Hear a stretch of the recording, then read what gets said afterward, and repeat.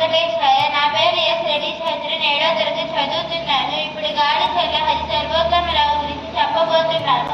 అది వేలూరు సెంట్రల్. బందిపోటులను, హంతకులను, దొంగలను ఉంచే గది. అలాంటి గదిలో కట్టుకోవడానికి 2 గోచీలు, మూర పొడవున 2 తువాళ్ళు ఇచ్చారు. తినడానికి మట్టి చెట్టి, తాగడానికి మట్టి ముద్ద, మలమూత్ర విసర్జనకు మరో మట్టి చెట్టి ఇచ్చారు. పడుకోవడానికి చిన్న ఈత చాప ఇచ్చారు. తినడానికి పెట్టే రాగి సంగటిలో పుల్లలు, పురుగులు, రాళ్ళు తేలుతుండేవి. ఆ కాళ్ళకి లావాటి గడియాలు వేశారు. మెరకు మరో గడియం వేసి కొయ్య ముక్కును వీటిలో దూచారు. ఇలాంటి కఠినకాల జీవితాన్ని అనుభవించిన భారతమాత ముద్దుబిడ్డ 3 సంవత్సరాల పాటు అనుభవించారు. ఆయన మరెవరో కాదు, గాడిచెర్ల హరి సర్వోత్తమరావు.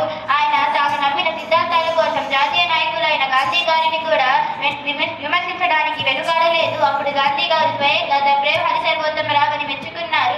25 ఏళ్ల వయసులో భారతదేశంలో వయోజన విద్య గాడిచెర్ల గారిని ఆలోచింపజేసింది. వయోజనాలు అక్షరాస్యులైతేనే భారత పునాదుల మీద నిలబడుతుందని ఆయన నమ్మారు. ఈ కలను సాకారం చేయడం కోసం అవిశ్రాంతంగా ఈయన కష్టపడ్డారు.